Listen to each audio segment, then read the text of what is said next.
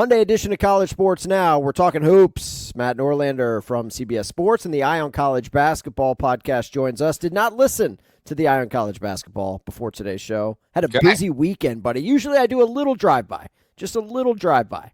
Did not listen. So you're getting fresh takes today. We're coming in fresh. Good morning, Hartzell. Good morning. Good morning. Another show, albeit this isn't unscheduled in terms of my kids are not at school again. President's Day. Happy President's Day, everybody. Happy President's Day. Shout out to my lovely and incredible wife who hasn't yet as we start this, but by the time we are done the show, she will have left and taken them to the aquarium. So they're getting an aquarium run in here on a Monday. By the way, an unfortunate situation in the household overnight. Don't know if you've ever had this happen to you as well, but my 6-year-old, after 2-3 weeks of a wiggly front tooth, playing a little indoor hoop in our den downstairs with his big bro, and the tooth came out. Tooth came out on Sunday, and then let's review this. Let's go to the table. Okay. I mean, flagrant one. Is there an elbow? You know what? I was watching, and it happened during the Michigan-Ohio State game on CBS. So I was watching. Sure. No, you know what? That game had been over. It was Creighton St. John's. It was Creighton St. John's. So this was probably around like 3:30, 4 o'clock on Sunday. And although they can get extremely physical, like too physical for my comfort, no doubt about it. I think it was just he might have gotten a little bit bumped. Came out, everything was fine. Little blood, all that. And Tooth Fairy did not come last night, which was surprising.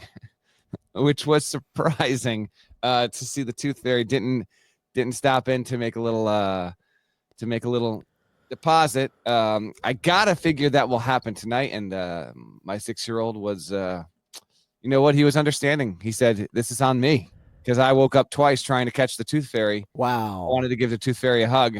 And pretty impressive. Tooth Fairy doesn't show up, still a believer. I mean, has not yet become a non-believer in the Tooth Fairy. What's the going rate for a tooth in the Norlander household? Well, I think we were expecting it would be like $1, maybe $1.50, but I'm thinking a night's worth of a wait.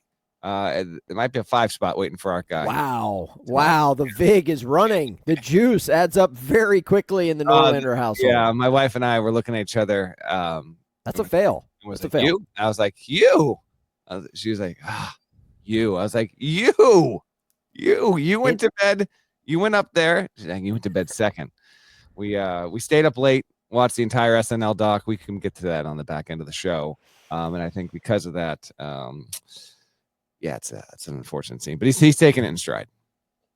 Well, it happens to everybody. Nobody, there's not a lot of cash being carried around these days. Not a lot of transactions that involve cash. So don't feel too bad. We've been there. It happens. On the hoops front, pretty loaded show today. Obviously, we're coming off the back end of a pretty loaded weekend in terms of games. We'll talk about Auburn, Alabama, and everything else that went down over the weekend. Ryan Odom, head coach of VCU, set to join the program here in about 35 minutes or so. Rams very much in the mix in the Atlantic 10.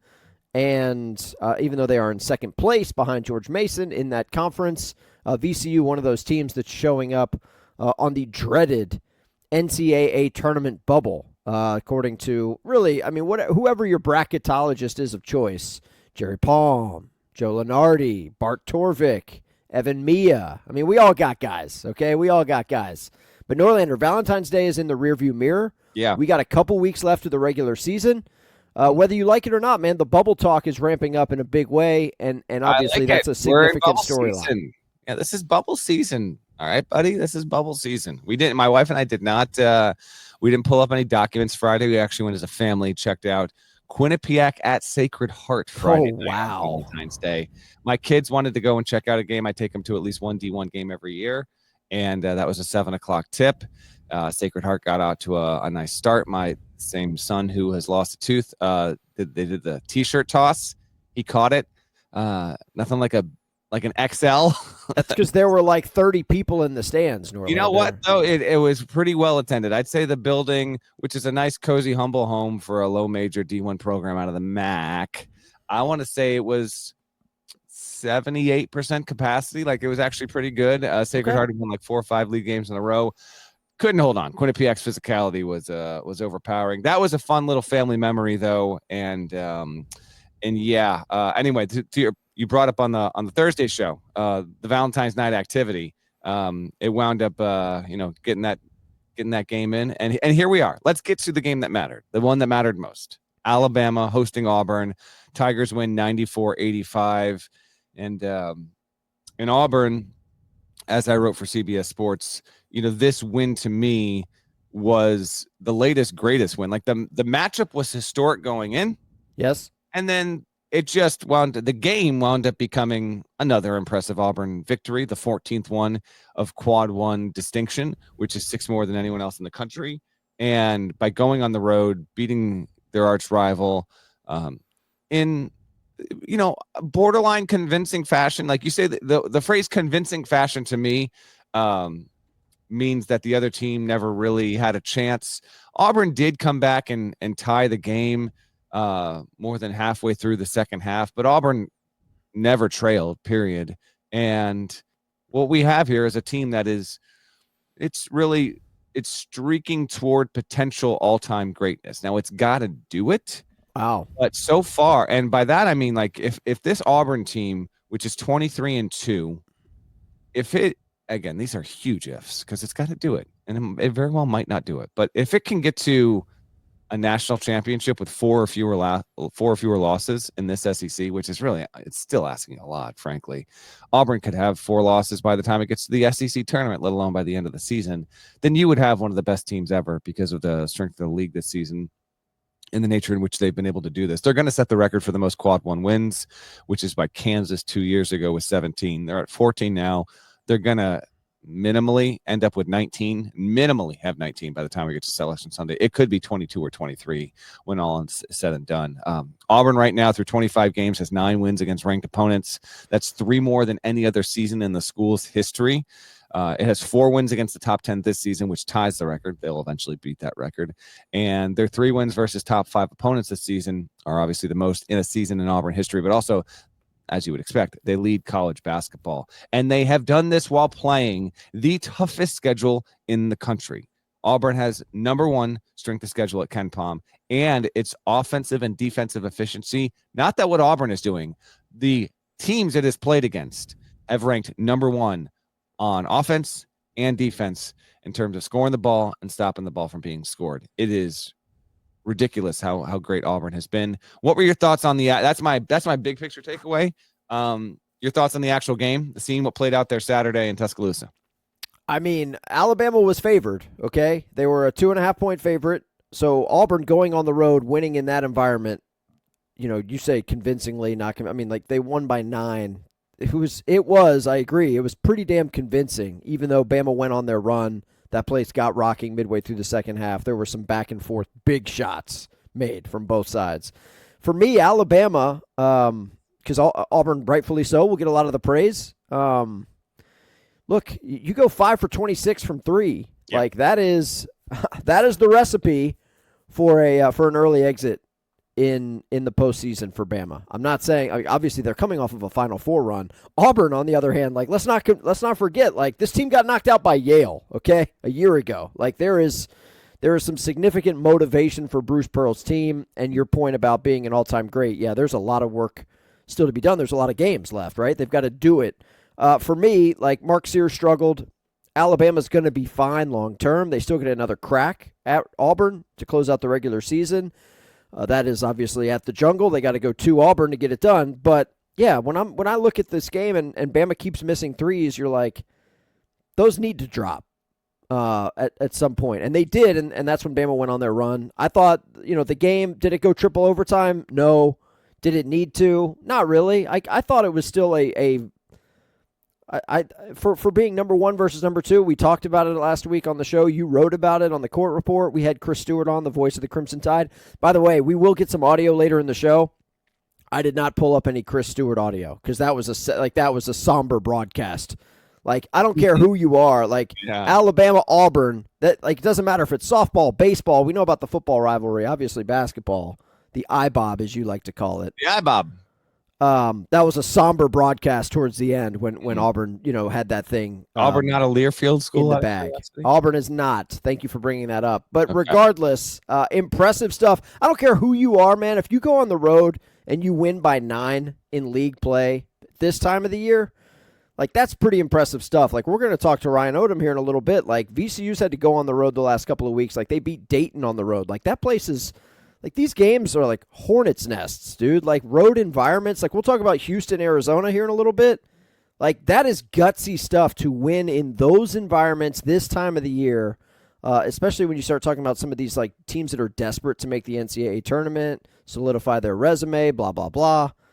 I thought it was awesome. And, Bruce Pearl, rightfully so, maybe a front runner for National Coach of the Year, along with, like, Patino and the rest of these guys. For me, though, Janai Broome, like, we got to keep talking about this dude. For what he's doing in that league compared with what Cooper Flagg's doing in a pretty down ACC, Norlander, I think you got to give the nod to Janai. I give the nod to Janai right now. We'll do a quick this guy, that guy. Duke, the game just isn't worth talking about. 106-70 over a Stanford team that is fine, but nowhere near the NCAA tournament discussion. At home, at Cameron, Flagg, 19 points, 5 rebounds, 6 assists, 2 steals. Solid enough against a just okay team. Broome against Alabama had 19 points, 14 rebounds, 6 assists, 2 steals, a block. And I said this on the CBS show. This was the 4th time this season he has had a game with at least 18 points, at least 14 rebounds, and at least 5 assists. He has 4 of those. No one else in the country has more than 1 of those games. There you go. So yes, he is the leader right now. Broome is averaging 18.1 points, 10.9 rebounds, 3.4 assists, and 2.7 blocks. So I have him, and I've never not had him. I maybe for like 4 days I had Flagg taking the lead on Broome, but otherwise he's been the leader for National Player of the Year. We'll see when these teams meet again where they are both ranked, as I will detail with a quickie line, but I haven't actually added up the records yet. In the court report on Wednesday, Alabama's schedule. You taking a look at this thing? Because Oates talked to me about it before the Auburn game. They're at Mizzou on Wednesday, home to Kentucky, home to Mississippi State, at Tennessee, home to Florida, at Auburn. Tennessee, Florida, Auburn to wrap the regular season. Those could all be number 1 seeds. Okay, it's just outrageous. So Bama is was number 2 at the time of the game. It was the number 2 seed in the bracket reveal on Saturday. It's not going to be number 2 when the polls refresh here in about 4 hours from when we're taping. And the Tide could quite reasonably slip from 1 seed to 2 seed by Selection Sunday, because that schedule's ridiculous. It's totally conceivable they go 3-3 in that stretch. Now, maybe if they could somehow pull off like a 5-1 run, that'd be insane, and they would definitely be the number 2 seed still behind Auburn heading into the postseason. But just keep an eye out for Bama.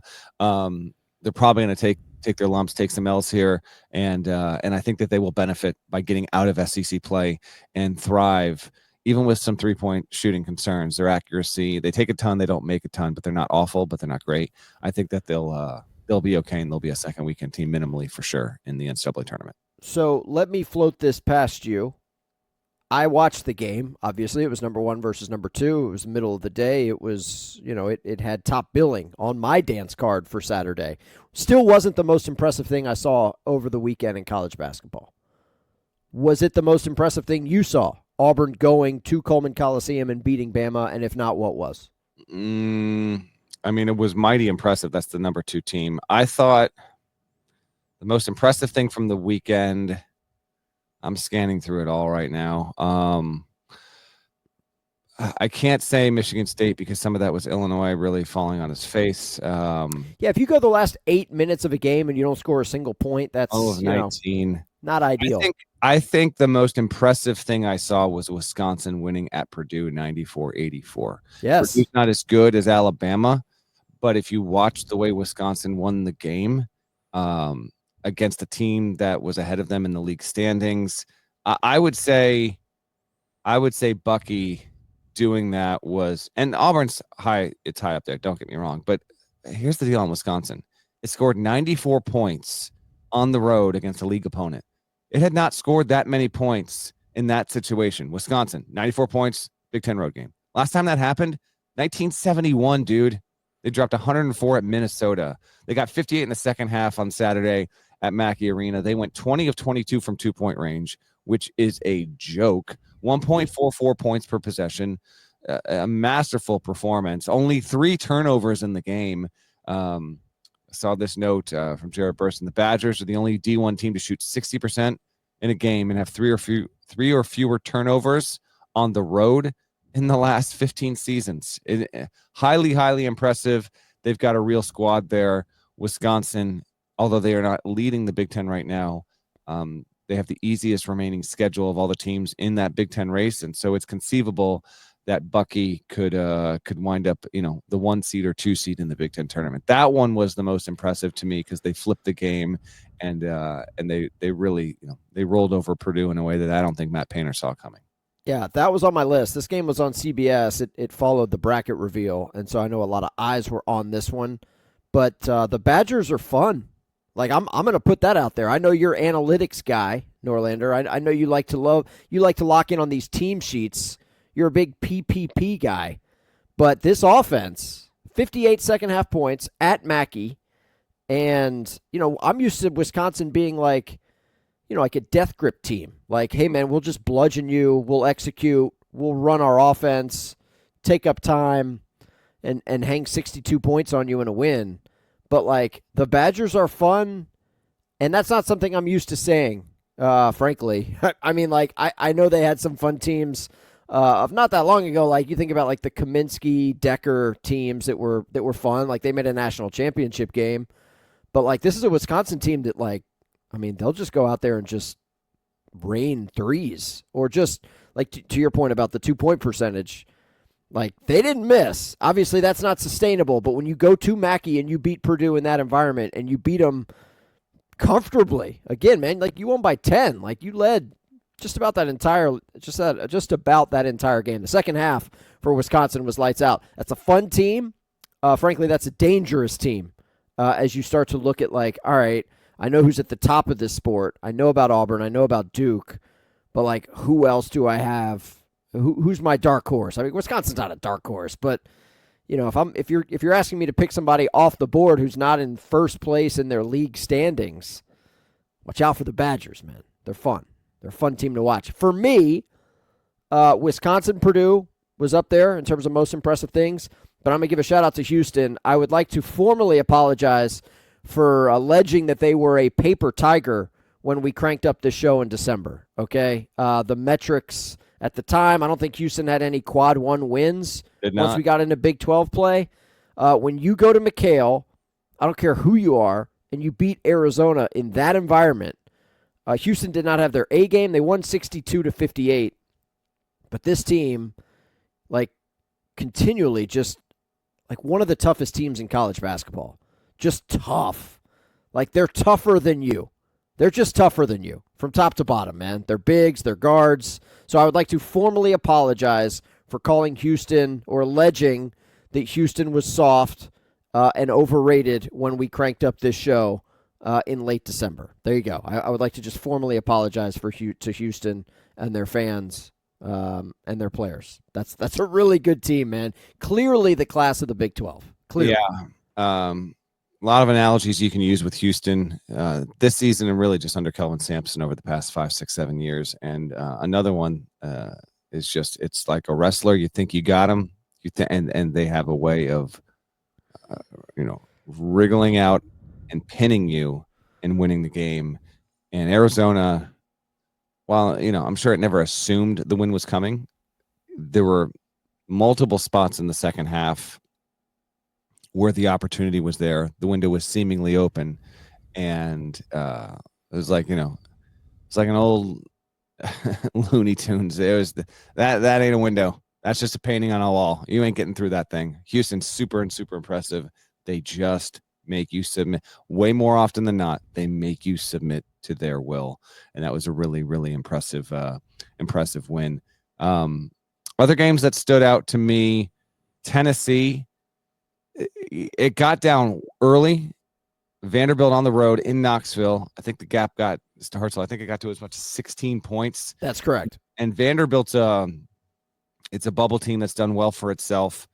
it just could not hold down. Now, part of this was Kai Ziegler, who had 22 points, all of them coming in the second half, along with 8 dimes. Tennessee comes back, gets the win, 81-76. Tennessee was the top 2 seed in Saturday's reveal and avoids a season sweep against the in-state Doors, by the way. Yes. So Tennessee is now sitting as a 21-5 team. It's got 3 of its next 4 on the road.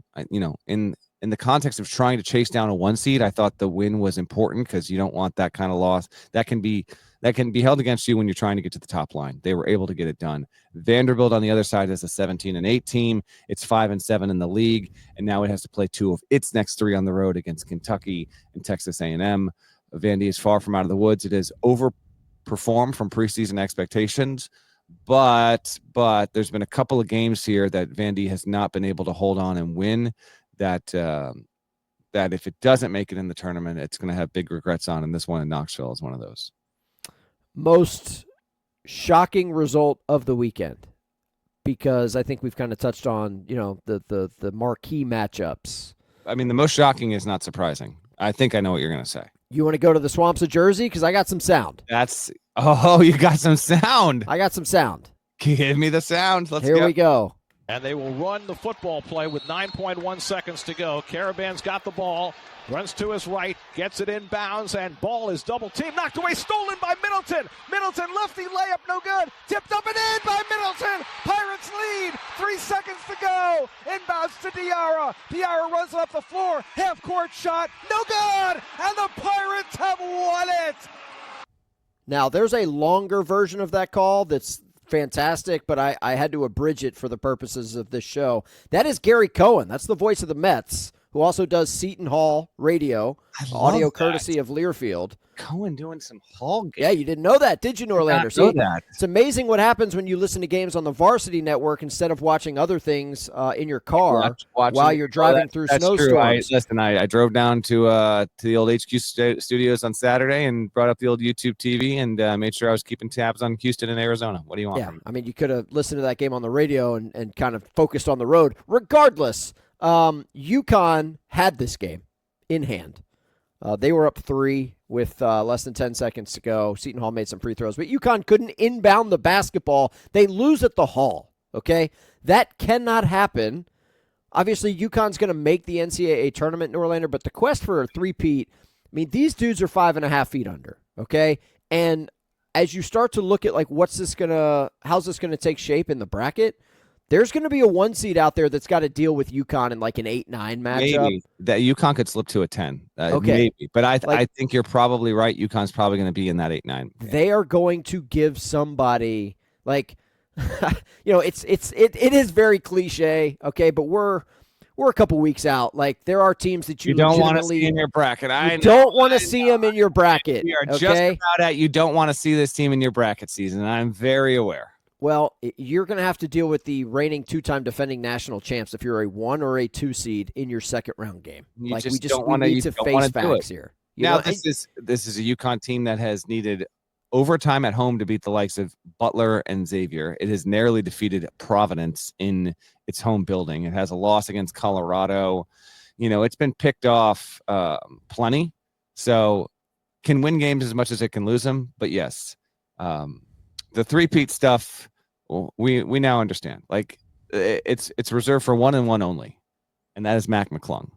Oh God! Who I barely who just so we're clear here, I was in HQ studio, fully dialed in, saw almost none of the slam dunk contest.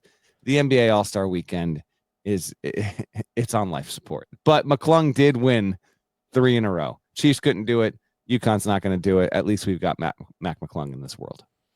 I need Mac McClung to outdunk Ja Morant before that dude is a 3-time champion in my own personal record. Fair. I also have an issue with the fact that, like, I need guys that are literally rostered in the NBA to be in the you got to be on a roster, man. You can't just go down and, like, shake this dude out of his D-League coma and be like, hey, man, whatever. It doesn't matter. That's the point. It doesn't matter. This dude's not on an NBA roster. I know.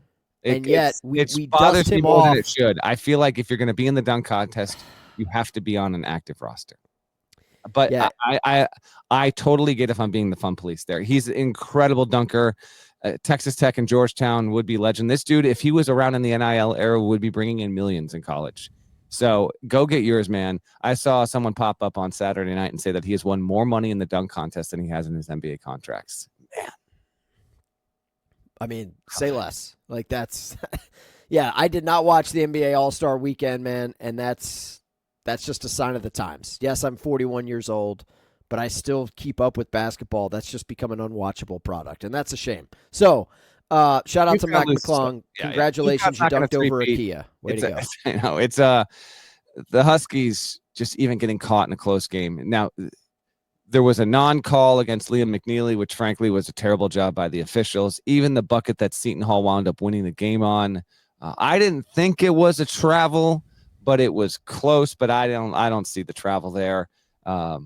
Yeah, Huskies, they're not fully healthy, but that's no excuse. Seton Hall's terrible. It's the second worst loss to a KenPom team by a reigning champion in the KenPom database history, which goes back to like 1997. Shouts to Brendan Marks of The Athletic, who did the digging of that in real time there. And I had this nugget. Seton Hall was 12 games under 500 entering the game. UConn became just the first team since Arizona in March of 1998 to be a reigning national champion and lose a game to a team that was 12 games or more under 500. Back then, Arizona, which was a better team, was an eventual 1 seed, but it lost to a 7-19 USC team.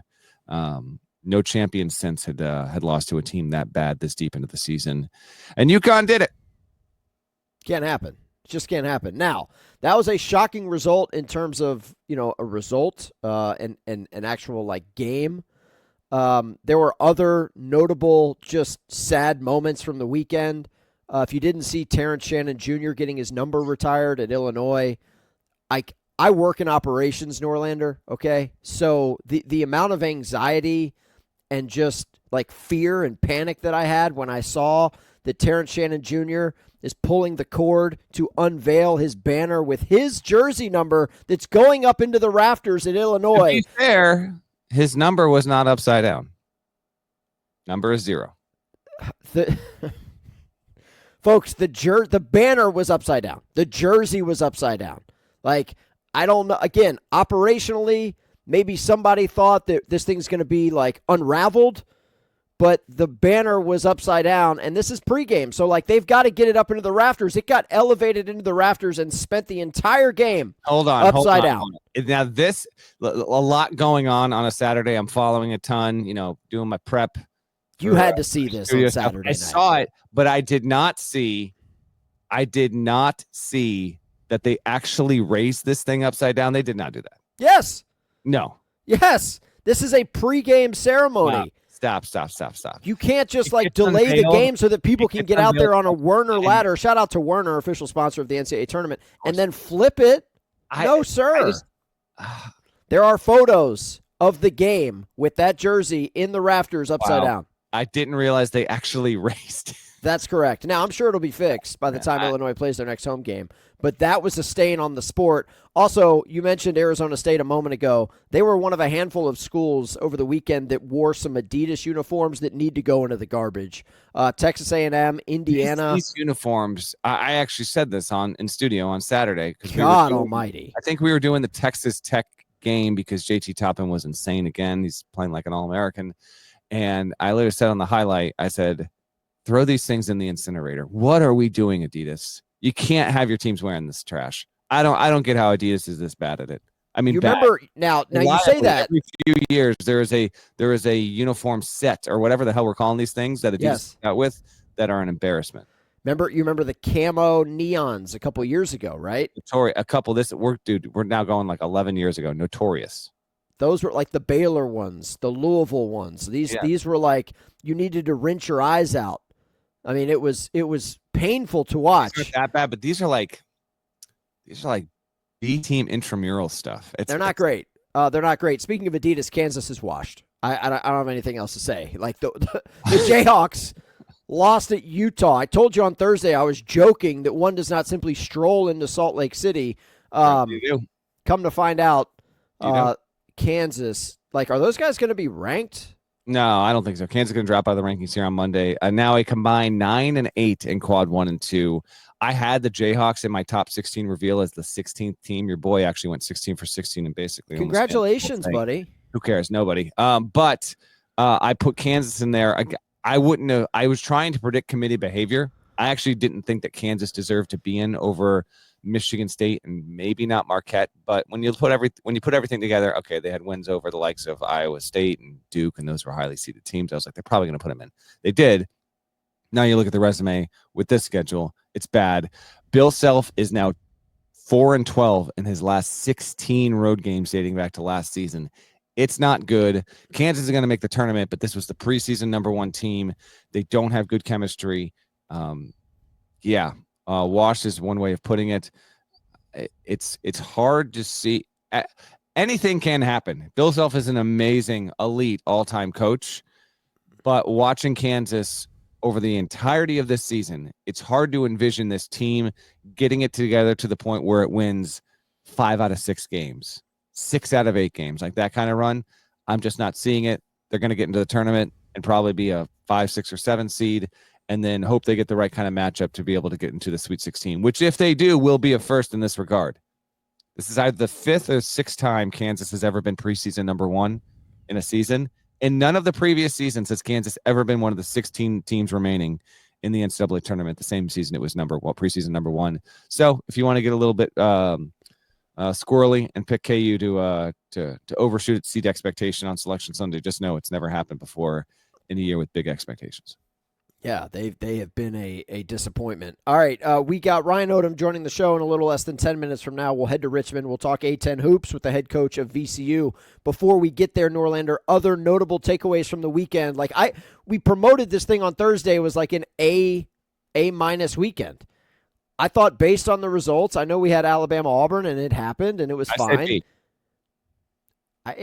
think it was like a B- weekend. Okay, it was okay. It was fine. Other shout-outs. You want to give out some helmet stickers, some attaboys from games that we saw over the weekend? I would say Memphis losing at Wichita State is notable. They got shocked. They were in a good window there on Sunday. Let's talk.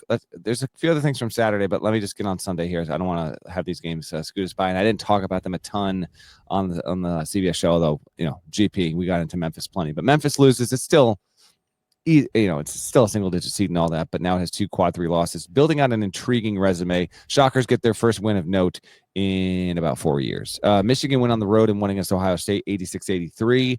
Michigan has now won 6 consecutive games by 4 points or fewer. That ties for the longest streak in D1 since 1950, which is I think as far back as the score data goes. This is a team that is at its most comfortable playing on a tightrope. Dusty May's doing a wonderful job. Ohio State is Bubble City. St. John's won 79-73 over Creighton. Cool thing with the Pitino family, both Richard and Rick won on Sunday within like an hour and a half of each other. Both teams won at home. Both teams defeated their top challenger in the league standings. And in doing so, St. John's got to 22-4. New Mexico got to 22-4 by beating Utah State. So really some stars aligned kind of stuff there. Fortunately for Creighton, Ryan Kalkbrenner doesn't appear to be seriously injured. He left the game had to be carried off with what was a foot injury. He came back in about 9 minutes later. John Fanta treated it like it was Willis Reed going back into the Garden. Creighton lost anyway, 79-73. St. John's is now 2 games up in the Big East. It is going to win the regular season in the Big East for the first time since 1992.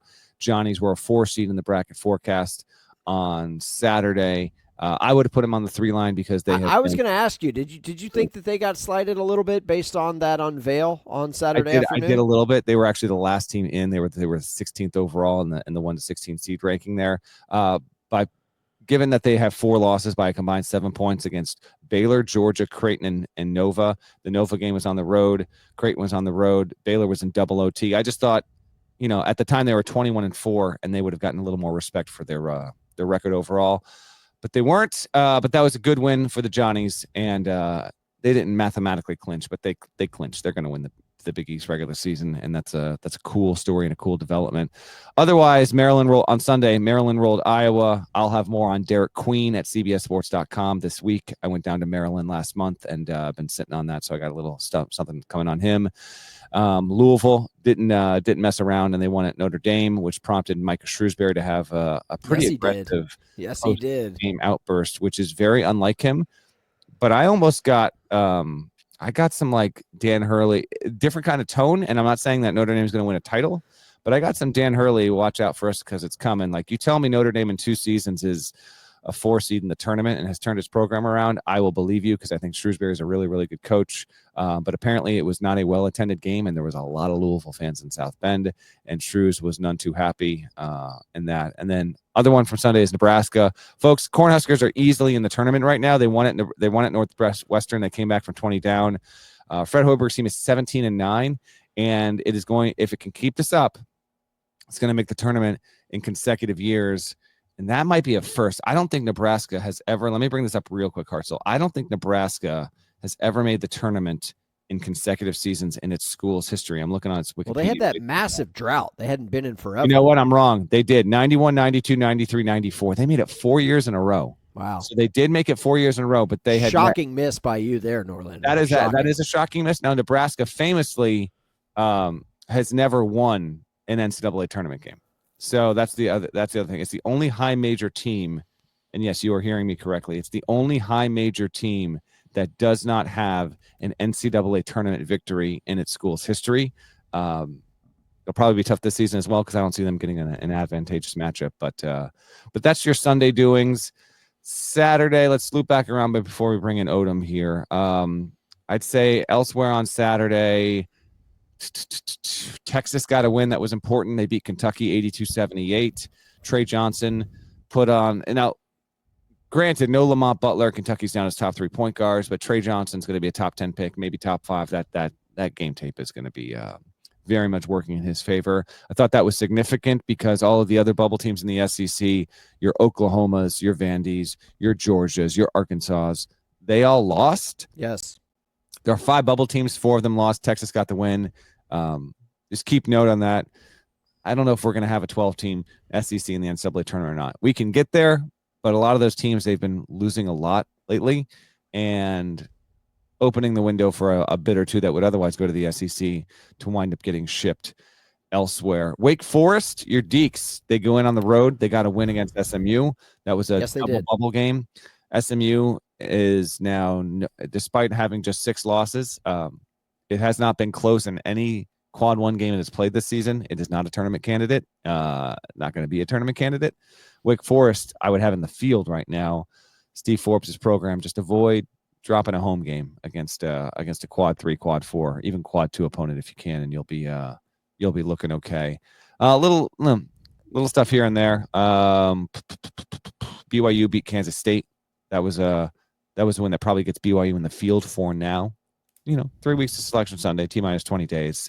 I thought that was notable. And in general, a good Saturday. Not a great Saturday, but a good Saturday. We didn't have too many upsets. We had some teams that got good road wins.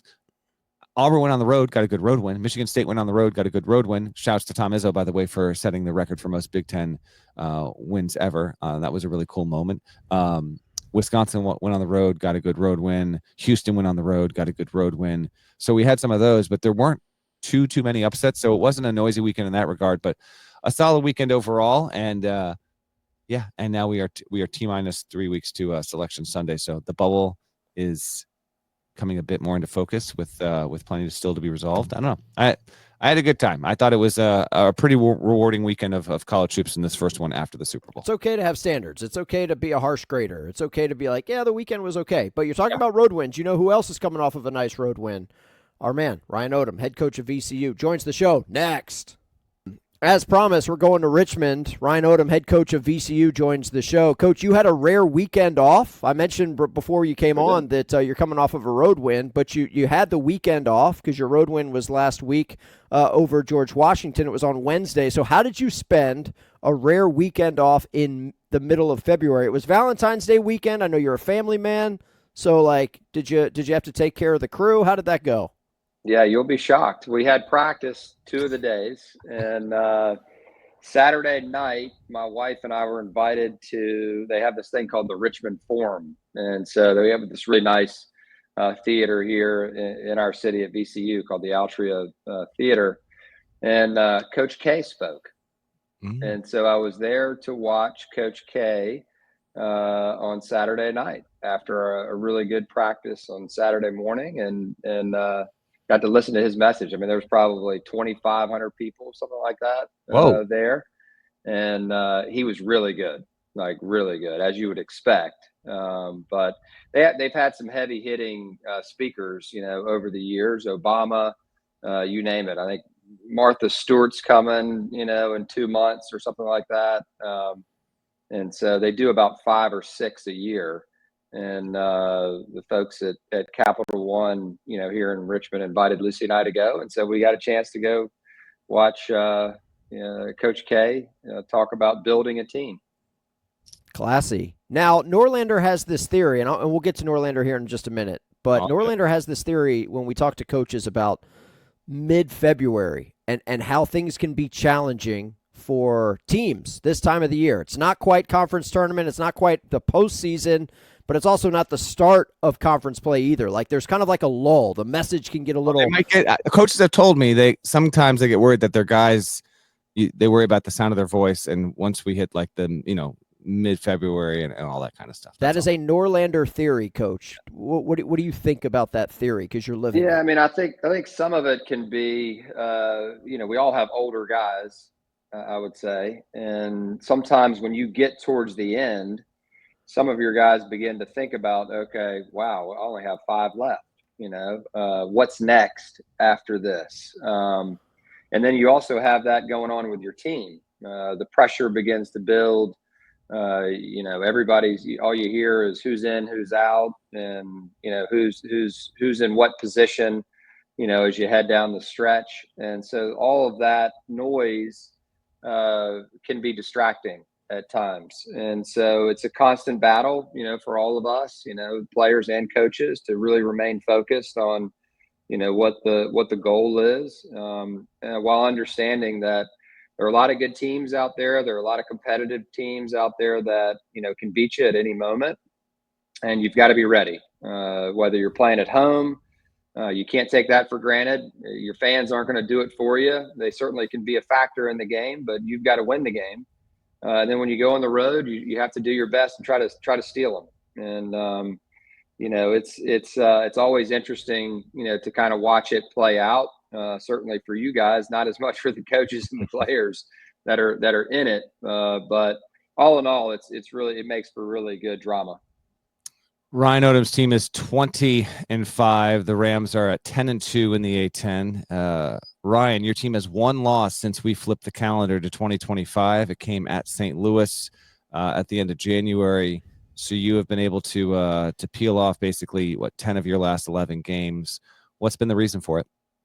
Yeah, I think we have veteran guards. I think that's the first thing. Guys that have been there before and have a lot of wins under their belt and have played together. We've only added, 1 guy, to the mix, in that core group, in Phil Russell, that is new. They understand what they need to do within a given game to give ourselves the best chance to win. I think Jack Clark has really elevated his play. He's certainly shooting the ball really well. He's rebounding well. He's defending, and that's been a huge addition for us, this season as well. And then the 2 centers, have continued to, hold their own and have some big games for us defensively and really protect the rim. And so, ultimately you have to make shots. You have to find ways to win at key times. And our guys have been able to do that, minus the game at St. Louis. This is your 9th season as a head coach. You were famously the coach of the UMBC team that beat Virginia in 2018 as a 16 seed. You also took Utah State to the NCAA tournament just a couple of years ago, and your VCU team last season wound up winning 24 games. Quality team, just narrowly held out of making the NCAA tournament. how is this group, if there is? I mean, I'm just curious. Every team is different for different reasons, but with you as a head coach, what is it about this team? What personality traits collectively, I guess, make it different from maybe any other one you've had? Yeah, I mean, I think they're pretty similar to the UMBC team. In terms of their will to win, the vets, that we have. Phil Russell's added an important part, to our team, in terms of his competitiveness. I think this team is competitive. They believe that they can win, and even when they're not playing well, they've found ways, to come out victorious, and the ball pressure that this team is able to, provide, against its opponents, and the depth that we have at the guard position. We have a guy coming off the bench right now, Zeb Jackson, who started every single game for us last year. And so at the 16-minute mark, he's subbing in, and he's a really, really good player. And so it just speaks to the depth that we have. We have some freshmen that get in there and provide, tremendous energy, for us. One starts the game, one comes off the bench, Brandon Jennings. And I think this particular team can shoot the ball, even though our numbers would tell you, they're not great. I think the biggest thing that this team has is a balance. We have a balance of defense, where we can get stops when we need them, and we can force the action defensively, and we can protect at the rim. We have two elite shot blockers back there, and this team has the ability to offensive rebound when we're not shooting it extremely well, and we really go after it. And so I've been impressed with this particular group and their focus, and competitive spirit, that it has. Coach, you're talking about your team. I am curious because Norlander and I talk to these data guys all the time. Like we had Evan Mia on the show last week. How much do you and your staff pay attention or involve outside, like third-party folks when it comes to just like the metrics and the data, the analytics of your roster, your team, and how they perform? Yeah, we certainly do that a lot. I have Matt Hart is our analytics director, and he's excellent at his job. And so we have certain values relative to how we want to play, and from a numbers perspective, we grade our guys in the preseason and practice, and then when games begin, they get graded, based on the games, and it's just not only the individual but the team. And we're constantly trying to win the margin the best that we can, and we don't make all of our decisions based on the numbers, obviously, but the numbers matter and they tell part of the story. They can give you trends within a 5-game stretch, where if we continued along this path right now, we're turning the ball over at a really high rate. So why are we turning it over? And then we can dive into and show the team where the turnovers are coming from or how they're happening. Maybe it's offensive rebounding. We define it. We have an excellent team right now in terms of the commitment to go to the glass and to go get it. You're not always going to get it, but you have to go. And so we measure our guys and grade our guys on whether they go or not. And so they, you have to have a mature group that understands why being held accountable is good for you and good for the overall group. But certainly we're following it. Right now, our defense is kind of remained steady right there in the low 20s. The offense is trending in a good direction, and I think it's high 50s, early 60s, something like that. And so we want to continue to do better and better as we head towards the end of the season. So Norlander mentioned you're 20-5, you're 10-2 in the Atlantic 10. You're behind George Mason in conference play. Obviously, the goal is to win a conference championship. It's to handle your business in your league tournament, get that automatic bid. I am curious though, Coach, because you're in the mix. Like you open up bracketology, VCU's right there, right? You're in the discussion. Is that hard to block out? Is it hard to keep your guys from knowing that, like, hey, every night we take the floor, like this could make or break our chances for the NCAA tournament? Not at all. I mean, certainly that's a factor, for us, but the messaging to our team is pretty simple. We're focused on the next film session. We're focused on the next practice. We're focused on the next game in preparation for the next game. And then we'll worry about the next one after that, and no one's in right now. It's obviously the Auburns, and some of them are obviously locks at this point to get into the tournament. And, this team and the guys that returned to VCU this year, Max Shulga, Joe Bamisil, Zeb Jackson, Firm, like all of the guys that returned from last season, were disappointed in that we lost in the championship.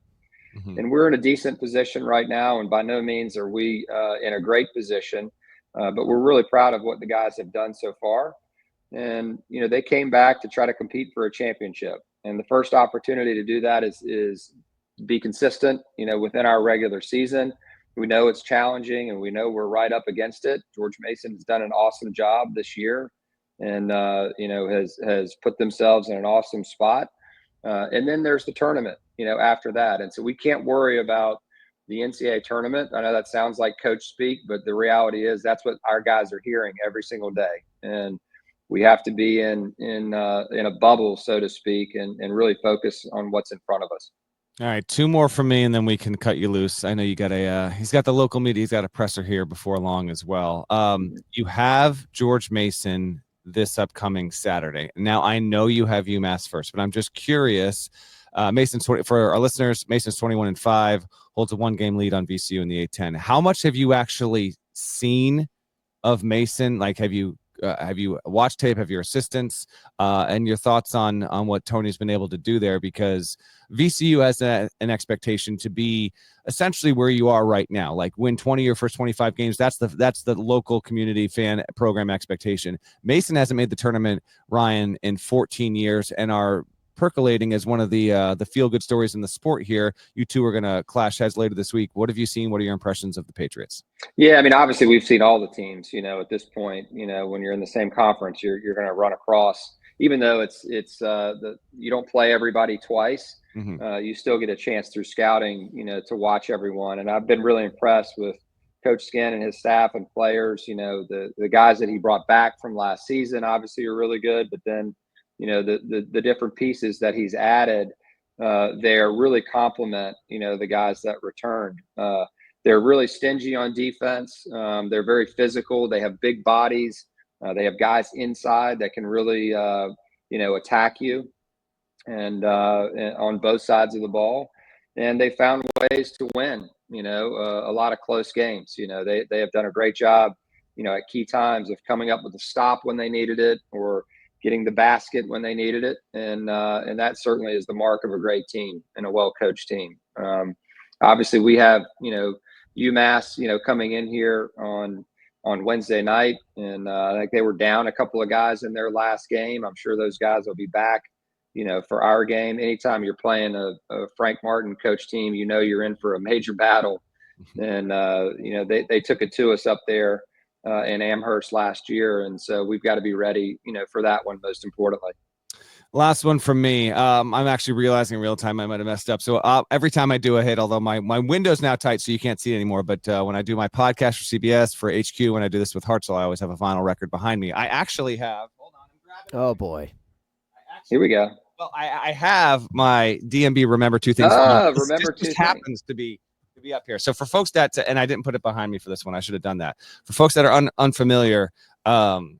Odom here is a bona fide huge DMB fan. Hartzell, by the way, huge into the fish. I see fish in the background there. Yeah. Ryan knows his stuff here. So real quick, I can honestly say that Ryan has every single D1 coach beat when it comes to DMB fandom specifically.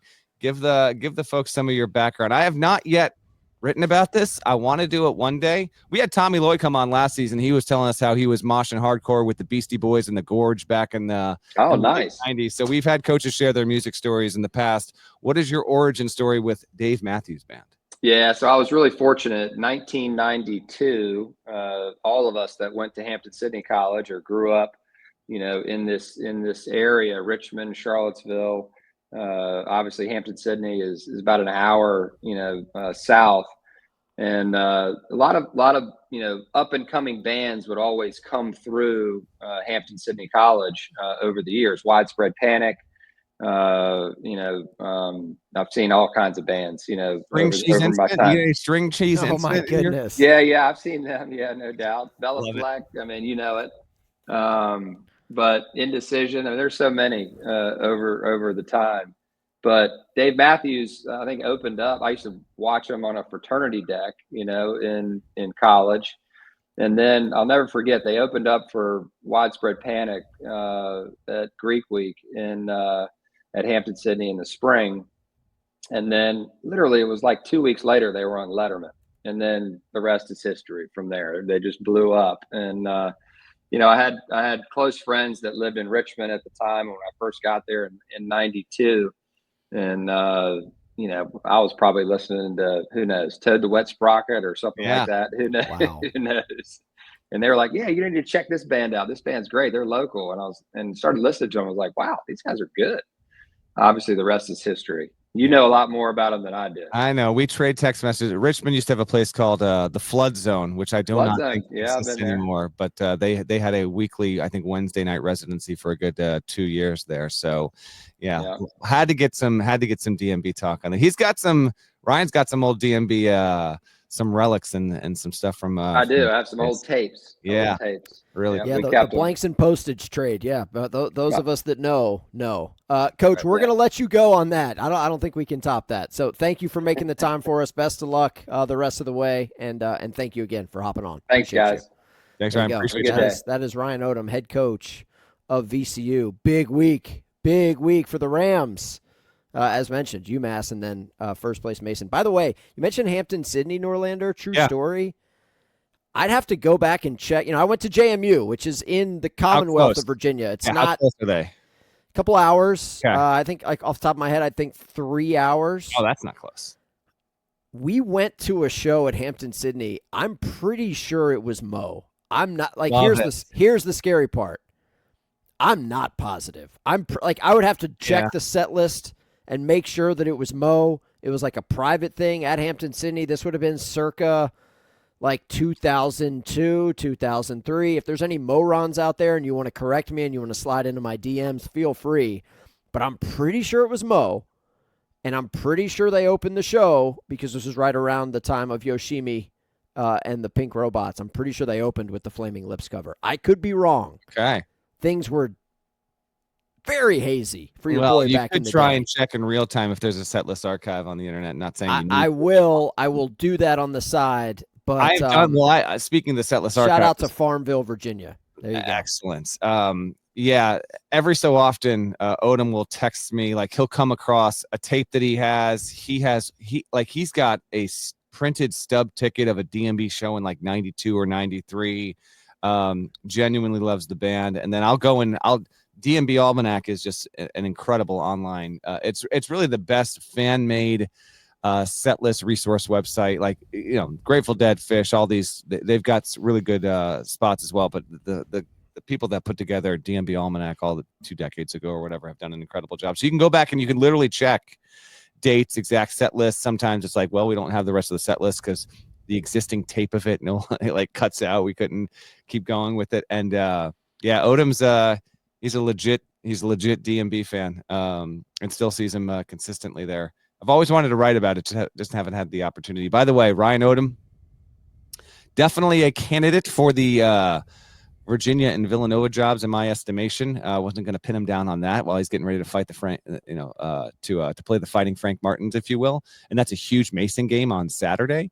Like a big time A-10 matchup there, but he's doing a really good job. His teams consistently play very, very well. He was at Utah State for 2 years, got the VCU gig, and he may well wind up staying in Richmond and at VCU. And if he does, that would be it's a great spot, though, because they don't play football. House settlement, like they've talked about breaking off all that money for the hoops team, and you can really build something there in Richmond. So you can. but I do think that he will be. I'm not saying that he will be a leading candidate or that he'll get either job. I do believe that Virginia, which is going to make a change, and Villanova, which is expected, not guaranteed. Kyle Neptune can maybe pull a rabbit out of a hat, but if it doesn't go that way, I'm just telling you, people in the industry have speculated that Odom would be, on the list of 3 to 5 to 7 targets at both of those schools. We'll see. We'll see what develops or doesn't over the next 6 to 8 weeks. Yeah, he was in the mix when Forbes came to Wake Forest, because it's like, hey, let's bring Odom back to Winston-Salem. By the way, April 10th, 2003. Kirby Fieldhouse. I should have pulled this up on Coach. I just wasn't prepared. I forgot about the Hampton-Sydney connection. Mo at Hampton-Sydney, April 10th, 2003. They did play Yoshimi. It was the 8th song of the set list. So I guess we showed up late, which doesn't surprise me, knowing what was going on in my life in April of 2003. We were just a little toasty to start. We were hanging out at a frat house before the show. Like, I'm just going to put that out there. And Hampton-Sydney, it's an all-boys school. In Virginia, it's just, they are a different breed. Like, that's all I'm going to say. It's just them boys are different. Say more. Don't say less, say more. And is it still it's an all-men's school? Yeah. It still is in 2025. Why is it a different breed? Explain it to me. They're just, the kids that go to Hampton-Sydney, I remember, they don't struggle financially. I remember at one point, like, we're at this frat house. I was not a member of a fraternity growing up. Greek life wasn't something that I did. Your boy over here was, but that's okay. Well, maybe this happened at your frat house. Maybe it did not. One of the guys who was like hosting us, like the friend of the friend who we were like, yes, Mo's playing a private show at Hampton-Sydney, but we can absolutely go because I got a boy. He just he was like, do you guys need some cash? Like, I'll just have one of these pledges, like, run to the ATM and grab cash for you. Just give me your card. And I'm like, wait, that's a thing you do? You just give your bank card to a kid and then he goes and, like, gets the cash out with your PIN? And you guys aren't worried about that? That is something that just kind of, look, I mean, that just doesn't happen. Most people aren't giving their card to somebody else. That's where we were in Hampton-Sydney in 2003. So anyway, shout out to Kirby Fieldhouse. If you know, you know. Like the Hampton-Sydney throwback there. Ryan Odom, 20-5. VCU doing a good job here. We'll see if they can manage through. I figure we might be talking about both the Rams and the Patriots. The A-10 maybe can work its way into being a 2-bid league, but we'll see. It's tough. Is that still Brooklyn, by the way? Is that the conference tournament? Barclays? Brooklyn? This year, yes, it is Brooklyn. Okay. It is Brooklyn. It is. The ACC is taking a year or two off from the place where it should be holding its postseason conference. No. They're never coming back. All their tournaments are booked for North Carolina for the next 5 years. I'm aware. That's just to up the nostalgia factor for when the ACC returns to its rightful home. It should never come back to Barclays ever again. Classic Norlander carpetbagging. One last thing on VCU before we move to now spinning. The issue for the Rams is that they have played, and it might even up there. They've played 12 quad 4 games. They have a quad 4 loss. It's what's bringing them down. No team in the A-10 has actually played more quad 4 games than VCU. So that is the thing that is preventing a 20-5 VCU team from having the resume metrics. Like, it's not in the field. I was joking earlier, or half joking, half serious about how I'd have them in the field. Realistically, not yet. If VCU can beat UMass, and then if VCU beats George Mason on Saturday to get to 22-5, then they would have to be in the field at that point. But they have no margin for error because of the amount of quad 4 games that they have played. You want to spin? Before we spin, okay. I took a peek at the weekday viewing guide. Okay, I was not overly impressed with some of the early week games on the schedule. Monday night, Arizona is an underdog in Waco taking on Baylor. That's interesting. By the way, that's worth watching. That is a 10 Eastern tip. Hartzell will not be staying up to see. Bro, what are we now? Let me tell you something about what's going on this week for your boy here. We are I live in the Piedmont of North Carolina. Okay, it's western North Carolina, but it's not quite the foothills. It's certainly not the mountains. Okay, we are going to get a winter storm on Wednesday, okay? I've been hearing about this. Yeah, by the way, it's windy as hell right now in Connecticut. That was here yesterday. It was dicey, super windy. Like, yeah, you haven't heard. Like, I go downstairs. I'm up here in my in my frog, finished room over garage, go down the steps, and then I got a little small double door situation. But when it's windy, the draft, have you not heard my doors like rattling a little bit? No, I haven't, because you have a primo home studio set up. And by the way, not everything has to be abbreviated. It can be the Piedmont of North Carolina. It can be the finished room over the garage. It doesn't all have to be. My point is, after the show wraps, it's President's Day. My kids are in school, shockingly. I'm going to Costco. Your boy's got a list. And my point is, will I be up at 10 o'clock for Baylor, Arizona? Likely not. But my schedule is going to, like, Tuesday night, we are raging because there's absolutely no chance of school Wednesday. Like, we're getting, I mean, again, for what we're getting 3 to 5 inches of snow. And let me tell you, folks, that is a shutdown event in my part of the country. Like, everything will come to a screeching halt. To me, like, you toss on a little, little Mo circa early 2000s, get a live bootleg. If you think that I don't still have all of my CDs from the early 2000s when I was hanging out on BitTorrent and downloading multiple shows a day, you're crazy. I mean, I invested way too much time and energy. Kidding? Let's go. Now, I got pretty picky. I mean, it was soundboards only. I wasn't really here for, like, audience SBDs. Recordings. Yep, SBDs. Okay, like, the odds are out there, but I was looking for the SBDs, okay? Anyway, we digress. When you're raging Tuesday night because you know you're not going to have any Wednesday school, what do we got on the slate for Tuesday? Well, I know you're a big fan of Big Ten basketball on Peacock. Tuesday night, Purdue at Michigan State, 7 o'clock. Let's go. That's a Texas A&M at Mississippi State. Bulldogs have righted the ship. They won in Oxford over the weekend. They have swept Ole Miss. They've won both games against their in-state rival. Cash Bar Buzz will be making the trip to Starkville, 7 o'clock on Tuesday. That is an SEC network game, which means no Carl Ravitch on the call, unfortunately. Illinois at Wisconsin, 8:30 on FS1. Tasty. That is tasty. We talked about Wisconsin. Like, they can fill it up offensively. Illinois, when they're good, can be really good. And then you know how it goes when you're on the highway and there's a car crash. Everybody slows down and takes a look. Kansas at BYU, 9 o'clock on ESPN Tuesday night.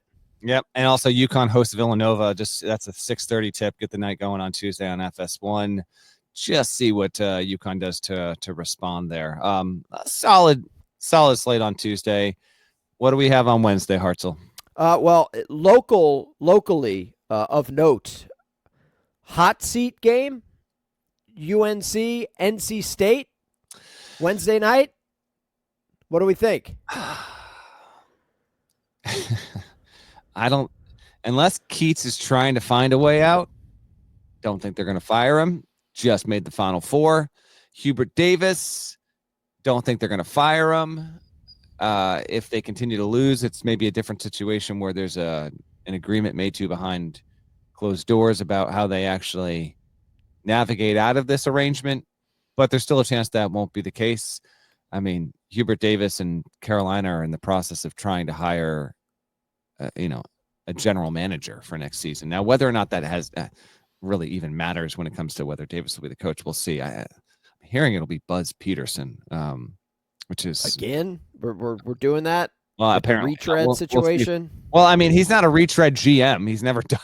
I understand, but yeah, we're gonna bring in MJ's college roommate and see if we can get the NIL situation. He's not for sure gonna get it, but I was indicated to me he might be the leader unless he changes his mind on this. So I don't. We'll see. But yeah, that's a hot seat situation. NC State, by the way, snapped a 9-game losing streak over the weekend. They beat Boston College. They are 10-15 overall, 3-11 in the league. And if the tournament started today, the ACC tournament, that is, NC State will not be participating. Yeah, so much for the afterglow. I'm in favor of that rule, of that protocol.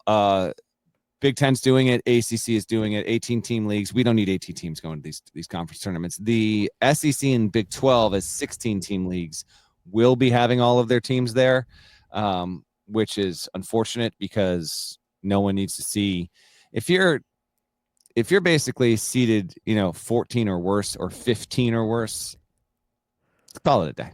I disagree. I will push back on that, Norlander. Now, I don't love the notion of there's no ramp up day. Like, we're coming right out of the gates in Nashville with 4 games. Yeah. Like, that's a lot, okay? Yeah. But if you listen, man, I think everybody should be invited. Yeah, I got no interest. Okay. If you're 17th in an 18-team league, I got no interest.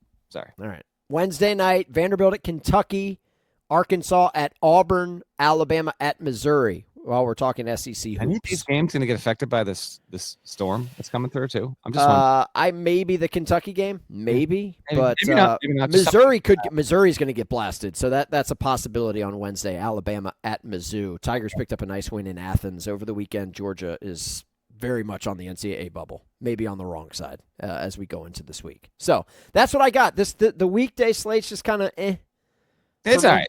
It's just okay. It actually makes it easier on your boy here as I'm trying to get some work done, some writing done before. Got a trip later this week. And on that note, the next CSN is TBD because I will not be home. I will be on the road, and you'll just You're going to Michigan. Can we share that publicly? Yeah, I sure will. We just did. I can edit it out, but don't make me do that. I won't make you edit it out. Yes, I'm going to Michigan. I will be covering Michigan State in Ann Arbor on Friday, but I will be on the road come Thursday. So we might be able to squeeze in like normal, but honestly, don't know. Don't know when the next CSN is dropping. I know when the next Now Spinning is dropping. It's right now. Although I don't know what you want to talk about here. I don't know if you've. I'm sure you haven't watched the SNL music doc. Sunday night was the SNL 50th anniversary special show. I did watch that. Now these are two separate things. Let's dive. Let's dive into that. We can dive into the musical performances of it. I thought the musical performances were lacking drastically. They closed it out with Paul McCartney, who apparently had played like these small club gigs the 3 preceding nights, which seemed to have an effect on his voice. They did the Abbey Road medley to wrap the show. It is great to see McCartney still doing his thing.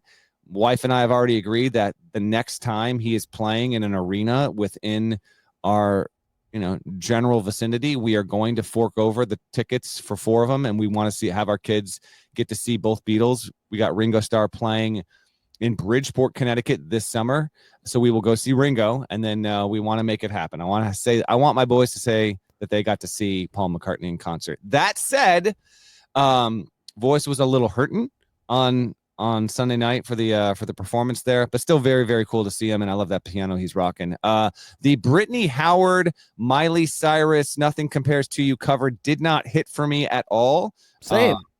It didn't go where I thought it was going to go. Lil Wayne actually did a pretty damn good job. I actually thought that his stuff, I thought that was the best musical performance of the night, and there was a fourth one. Who am I forgetting? I feel like there was Sabrina Carpenter and Paul Simon opening up the show with Homeward Bound. It was fine. And that was one of those things where, like, maybe we look back in 10 or 15 years and say, yeah, that was the start of Sabrina Carpenter's, like, takeover of the world. Like, she was on a rocket ship. Or we look back and say, remember when Sabrina Carpenter was a thing? I just don't know which way this is going to go. But credit to her marketing team, her agency for capitalizing on a moment there, because that thing went on the air, and the first 2 people you saw for an SNL 50th anniversary special were one of the greatest songwriters in the history of American music, and Sabrina Carpenter, who is a genuine bona fide big pop star. But that's a big opening scene to start with 2 people at very different times in their lives. She's also super talented. Like, you can tell that she has, if she wants it, she's got a future in some acting. She's got some comedy chops and all that. So that's a big, broad swath take on the music stuff. We can get into the actual skits as well. But yeah, what were your thoughts? So I'm going to sound like the old man here, although you pretty much just body bagged Sabrina Carpenter. I know. I got to be clear. Not body bagging. I was just surprised that she was given that much. She has no connection to SNL whatsoever. That's all. She's performed on it once, and it was like, what, a month ago? So many of SNL's best comedians are no longer with us. And that's part of the narrative, right? Like, you miss Norm Macdonald, you miss Chris Farley, you miss Belushi. Like, Hartman. You miss these guys. Phil Hartman, R.I.P. Like, so many of these guys are no longer with us. So, for me, like, it was okay. It was all right. Like my mom was texting me, like she loved it. She thought it was great. You know, seeing some of those people on TV, you don't see them on television anymore, especially in that role. I thought the audience thing was kind of funny, like seeing who was there. I mean, it was a who's who of entertainment in a small studio. Okay, Yeah. like you had Spielberg there, you had Tom Hanks, like you had. I mean, in terms of like American, like you know, I understand that there's like a whole world of entertainment, and that's New York City. But it felt like everybody was there who has touched SNL in the last 5 decades, which is an extraordinary amount of people. I thought it was funny.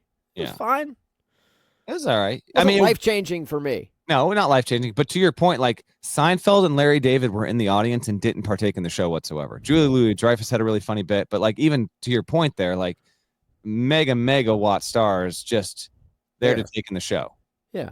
Yeah, it was just kind of, I don't know, man. It was all right. It was fine. It was okay. It wasn't, you know, SNL's just not what it was, heck, 20 years ago. And again, we're going to sound like old people, which is what we are. This is the trope for SNL literally since it was in year 5. It's not as good as it used to be. It's never as good as it used to be. That's the bit. That's the whole thing with SNL. There were a couple skits that were pretty good. I love the Eddie Murphy as Tracy Morgan in Black Jeopardy was awesome. Subbing him out and getting Hanks in at the end was a weird left turn that left the skit hanging in a way that I thought they could have paid it off way better. But remember, when they did the 40th anniversary, Eddie Murphy had like the one quick appearance, didn't really do anything, and it just didn't. He was in multiple skits. He was in the Scared Straight one. It was great to see him there. The Adam Sandler song about the 50 years where he name checked how many years a lot of cast members were was really, really good and like vintage Sandler stuff. I mean, you mentioned about like the people that are gone.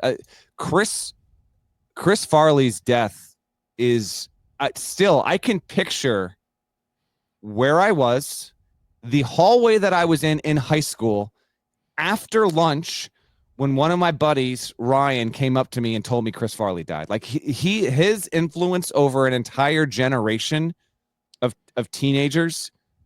If you're listening to this podcast right now and you're under the age of 35, like you see the videos and memes and references to Farley. Man was on top of the comedy world. And if he wasn't on top of it, it was him and Jim Carrey at about the same time. I mean, they were really 1-2 for a good 2-3 year run there. So the Sandler song really, it really hit. And that was really, really, really well done. The only folks that weren't there, and I'm not sure why they weren't, Bill Hader wasn't there.